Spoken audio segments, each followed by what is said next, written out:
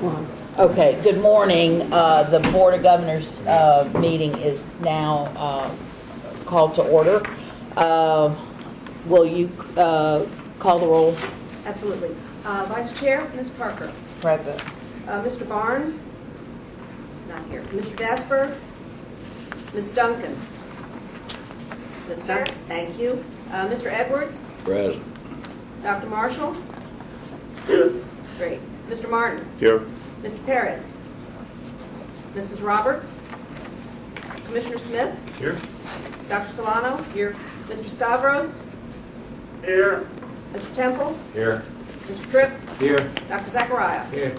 Madam Chair, you have a quorum. Okay, thank you. We're here for one purpose only. As you know, for the last couple of years, we've been talking about the best way to lay out our accountability measures, and consistent with the requirements last year of the tuition bill, we have expanded those and have developed the new regulation that's before us today that we've talked about at great length, that will require two-stage process, an annual work plan by each university that is consistent with their strategic plan and mission, as well as the Board of Governors statewide plan, and then the annual report that would measure against the goals in that strategic plan. We thought we would take advantage today of the fact that we were all here together and we could get this regulation actually in place, because we went through the preliminary. The proposed regulation was adopted to go out for notice in our September meeting. The notice period has expired. To my knowledge, we have no objections or comments that need to be considered, and this will have to be in place in order to meet our requirements by the end of this year to report to the legislature. So we thought we'd take advantage of our being here to go ahead and formally adopt this regulation. So I would like a motion and a second, and then we can have discussion. So moved. Second. Thank you. Now, is there any discussion that anyone would like to have about aspects of the regulation? We have, of course, attached to the materials that you have the timeline and all of the work that's gone into this. The Chancellor just stepped into the room, so I think it would be good for the record that he go through all of the discussions that we've had, the people who have had input into the process, and then we can go to see if there's anybody in the audience that wants to comment, and if not, we'll go ahead and vote. Thank you, Madam We have Chair. a motion and a second. Great, and I apologize for being late. We're still trying to get coordinated for the meeting at 10:30. I think we're ready to go there. Governor Roberts just came in the room for the Members, good morning and welcome to Jupiter, Florida, my old stomping grounds, and welcome to Scripps. I think for those of you who had the tour, you'll agree it is a world-class facility doing world-class work. The meeting here this... We really can't hear.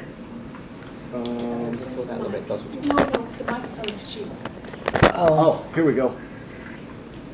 I thought How that about was this? recording the microphone. That a little better?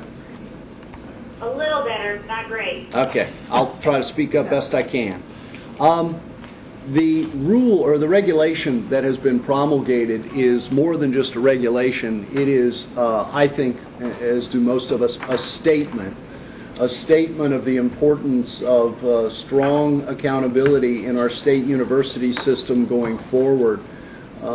What the regulation will see us do is a number of things. One, we are already in the development of what at least I call the dashboard indicators. If you recall, as a result of the differential tuition bill, one of the requirements laid out was the creation of an accountability system for the state university system to be used in dovetail with the differential tuition that was afforded us last legislative session. This, in my estimation, goes far beyond that. Not only is it the creation of those dashboard indicators, which include metrics such as graduation rates, retention rates, number of degrees, issues of graduate education and research, but also far transcends that. We are including significant metrics that are being developed right now as well on a host of other issues relative to not only individual institutions, but also the state system of universities in Florida. A very important piece of that is what we call the work plan. We are working right now with each of our 11 institutions on the development of the template and then insertion of each institution's information into that template, the development of a work plan that will allow each university to work with us at the Board of Governors level to identify their unique work, whether it is in the number of baccalaureate degrees that they now provide and will provide in the future, whether it is issues of their retention rates and graduation rates, their minority figures, the types of degrees that they're offering, information relative to their foundation work and their advancement work, a whole host of metrics that will ultimately better identify the personality of each university. Along with that, especially in the areas of work in research and development, a better identification of not only all the research being done at the university level, but also specifically what I call the marquee or priority research strands being done at each of our universities to make sure that we are aligning all of that work with the workforce needs, the research needs of the state, the nation, and the world. At the end of the day, then, who's involved, as the chairwoman mentioned? Well, this is more than being staff-driven, and I do credit a great deal of what's been accomplished to our staff who've been helping to quarterback all of this. But suffice it to say that much of what we've been developing has been developed with the help, support, and input of our 11 state universities. The creation of the metrics and how the work plan templates are being developed. But we didn't stop there. We have also been utilizing the services of staff in the House, the Senate, and the Governor's office to make certain that not only are we receiving their input on the kind of information that should go into this accountability system, but very importantly to make certain that we're not just creating it and handing it off, that there ought to be ownership of this, because it will be used by the Board of Governors in making important decisions going forward in how we grow as a system and evolve. It will be used by members of the House and Senate in their minds to assure themselves that the investment that they put into us, regardless of its size, is paying a return on investment, that we're seeing targeted goals and objectives being met over a period of time. It will be used by the individual institutions so that they can make certain that not only is their strategic plan always on target and evolutionary, but is a part of a larger strategic plan on a statewide scale. So this is a very important regulation that we are passing today, and I do thank the hard work of so many people who have got us to this point, not just the passage of the regulation, but very important for people to understand, we didn't wait for the passage of this regulation. We've got a lot of work already invested in ultimately carrying this out. There is a timeline available to everyone. I think our members of our board have it in their materials. A Gantt chart, if you will, that actually lays out what still needs to be accomplished, what has been accomplished, and the dates that are associated with that. And a very important next benchmark, as you can see on that Gantt chart, will be the development of those work plans, and then ultimately coming together by May or June of this year with each of our universities to begin to articulate what those work plans will be. But you can further see that all the way up to and including December of next year, we will be finalizing the entire accountability process, start to finish, and by that time would boast that it will be completely in place and then can be used in its entirety going forward. So this is a very important day, I think, for the Board of Governors, for our 11 state universities, because, of course, we have been tying the importance of this not only to differential tuition, but as we work on issues such as flexible funding, Madam Chair, that you have spoken to with members of the legislature oft times in the recent months, as we talk about issues of better articulation and alignment with the other delivery systems such as the state college system, the private and independent system, workforce needs, We hope that this system that we're going to create as a result of this regulation, and we've begun to work on, is going to give us much greater clarity in terms of moving forward efficiently and effectively, not only in turning out degrees, but aligning those degrees with the important world of work that exists out there, economic development efforts, and the like. So with that, Madam Chair, between you and I, I'd be glad to entertain any questions that the members would have. And I also did want to single out, Dottie is here with us today, and she has been that quarterback on this process along with other staff members.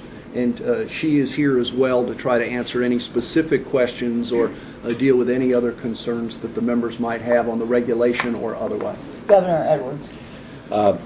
Madam Chair, my first committee assignment on this board was to chair the committee responsible for accountability. I got into that within a short period of time. I asked staff to guesstimate how many annual accountability reports we had to file as a system, and the response was over 200. All well-meaning, but nonetheless, the ultimate cost of the system was phenomenal. I mean, literally phenomenal. And I think this is a tremendous step in the right direction. I'm glad that we have dealt with the legislative staff on this, because most of those reports were tied to various pieces of legislation. But I think this is a great step forward. One of the things I want to point out to your point, Governor Edwards, is that we have attempted to incorporate the information into this report that's required by almost all of those state reports that relate to accountability, as well as some of the federal ones, which will be attached through hyperlinks and that sort of thing. And we've also begun preliminary discussions with the legislative leadership about eliminating all of those other reports and then making this the one and only report, and therefore changing to a single date the reporting period for this information. So with that said, is there anything in the okay, Commissioner? I think this is great work and great progress being made here. I did just want to raise a point that the NGA just recently released a report recommendations on accountability systems for state university systems.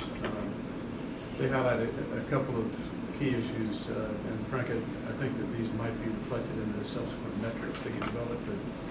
Successful completion of remedial core courses, advancement from remedial to credit-bearing courses, transfer from 2-year to 4-year, and credential attainment. A whole body of it, they go much further into some of the cost issues associated with that. Yeah. I would hope that when we come back with the second iteration of this, or the more detailed metric piece, that perhaps we'd have a conversation on some of that. Well, I would hope that Dr. Minear is taking that into account as we address the templates, so that any possible reasonable accountability measure is being considered, because in some of those cases in our university system, hopefully some of those you listed would not apply, but I'm afraid that they might in some areas. But anyway, good point. Is there anybody in the audience that has anything they'd like to say or contribute to this discussion?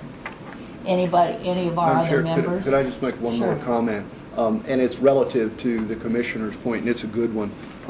Ultimately, we are going to take into consideration everybody and anybody's possibility as to what kind of metric we should look at. And we are looking at that NGA material. There's some good things there. So this isn't relative to your comment, because I agree with it, but it is relative to the fact that at the end of the day, we cannot let the quest for perfection stand in the way of ending up with a product. The time has come, and I think it's very important that people recognize there will be some things that they should believe should be embedded in this that ultimately won't be, for one reason or another. Others will believe there are things embedded within it that shouldn't be, but are. But at the end of the day, and that's why I think the deadlines and the timelines we're imposing on ourselves are so important, we've got to take all the information from everywhere we can possibly get it and bring it in for a landing and adopt it. It can be changed down the road and made even better, and should be, as any accountability system must. But I think at the end of the day, what we've given ourselves is an aggressive timeline, And if we stick to it and work collaboratively with the other delivery systems and with the House and Senate and Governor's office, we can end up with a state system we can be very proud of and in a very reasonable period of time. Thanks, Madam Chair. Okay. I want to just reiterate, stating the obvious. This is probably the most important thing that we're going to do this year, because having an appropriate accountability system is key to our success in moving forward with anything else that we want to do. And if we cannot show that we are doing what we should be doing with the money that we're getting, and in terms of what the needs of our citizens are, then we're not going to be successful as a system. So this is very, very important, and I want to especially thank Dottie Minear for the work that she's put into this. She's had to change gears about 10 times over the last 5 years working on this process, and this is a wonderful work product. I appreciate so much what she's done and the contributions of all of the people in our system who have worked on it and came kicking and screaming to agree that it's the right thing to do, because we've had to change, our approach to everything, but we don't have any choices anymore. So with that said, so many as favor the motion, say aye. Aye. Opposed?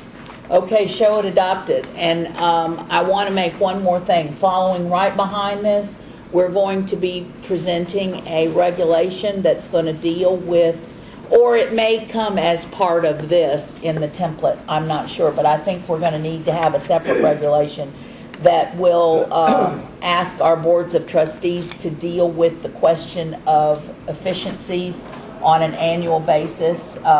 We are hearing quite a bit about that, almost at the same level as accountability from the people that give us our funding. And so I think that it's very important that we have a process that's able to address that and to show that we are in fact looking at those things. So anybody have anything else for the good of the order? A motion to adjourn? So, To adjourn. We'll see y'all over in the, 9 minutes. yes, in 9 or 10 minutes. Turn this. I'll have 2 stuff for right on my desk in an envelope with your name. How are you?